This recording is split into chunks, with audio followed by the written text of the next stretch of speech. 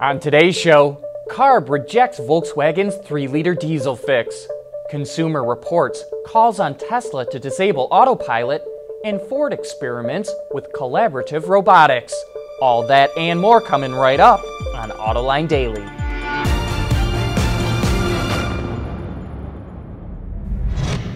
This is Autoline Daily for the 14th of July for 2016.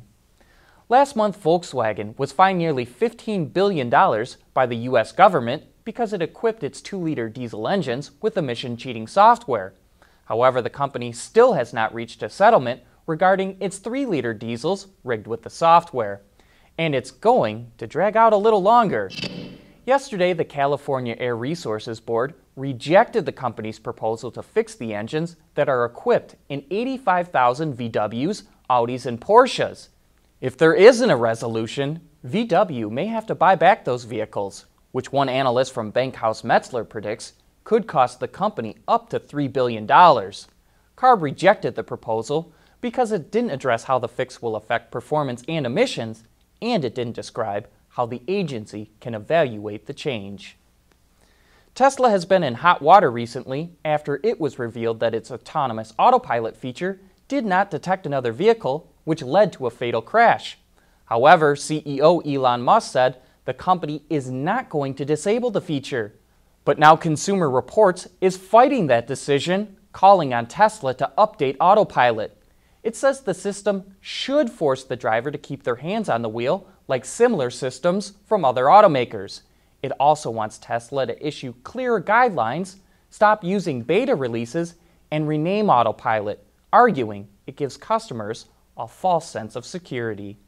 Coming up next, Mazda is going to change the torque output from its engines when you turn the steering wheel. Autoline Daily is brought to you by Bridgestone Tires, your journey, our passion. Dow Automotive Systems, advanced materials that deliver better results. And by Lear, a global leader in automotive seating and electrical systems.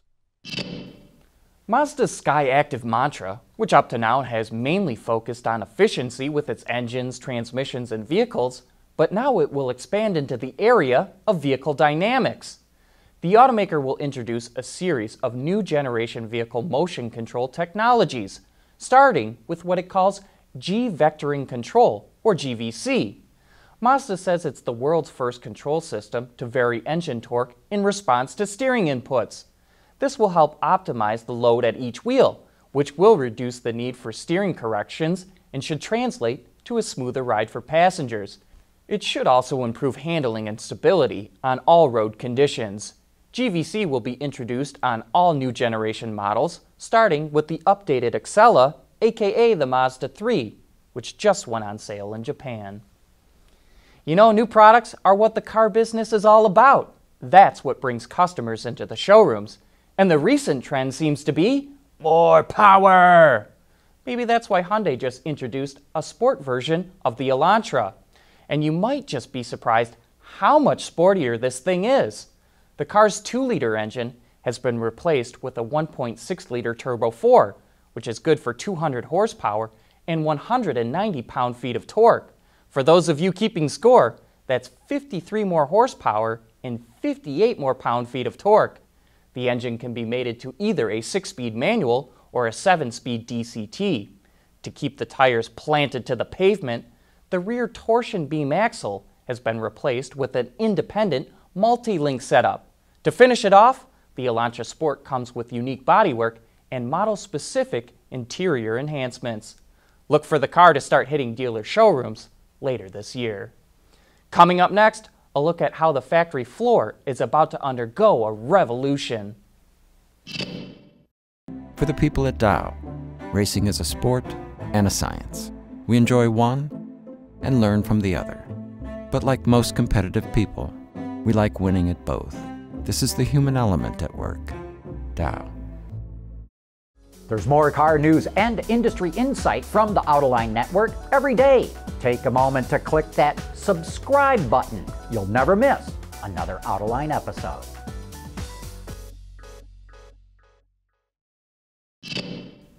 The robots used in assembly plants are huge, powerful machines.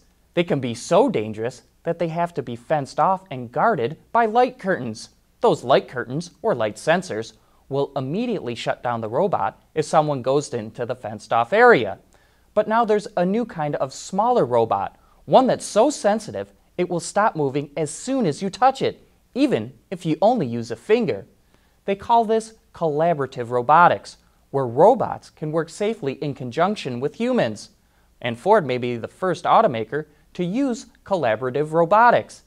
At its assembly plant in Cologne, Germany, it's experimenting with 2 collaborative robots, or cobots, to install shock absorbers in Fiestas. Ford is working with KUKA, the German robot company, and says this will not replace any humans in the plant. Well, maybe for now that's true. These robots typically cost about $45,000 installed, programmed, and ready to go, so they pay for themselves in less than a year. Many manufacturing experts believe that collaborative robotics will end up replacing a lot of people on the factory floor. We're aware of one small manufacturer in Michigan that shut down its plant in China and resourced all that work to the United States because it saves so much labor cost using cobots.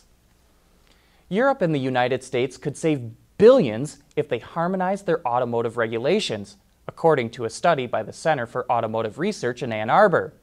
The study was conducted for the Alliance of Automotive Manufacturers. It estimates that common regulations could cut costs by $800 to over $1,000 per vehicle that is exported to the other market. Today, automakers have to use different materials and tooling to bring their cars into compliance. For example, they have to use different windshield wipers, reflectors, headlamps, airbags, and even trunk releases. Put it all together, and those regulatory differences cost over $2 billion a year. The Alliance of Auto Manufacturers is using the study to push passage of TTIP, the Transatlantic Trade and Investment Partnership that is currently being negotiated between the U.S. and the EU. And before we go, don't forget to join us later today for Autoline After Hours. We'll have Jeff Janssens, the chief engineer on the all-new Buick LaCrosse, in the studio. So join John and Gary for some of the best insights as to what's going on in the automotive industry. That wraps up today's report. Thanks for watching.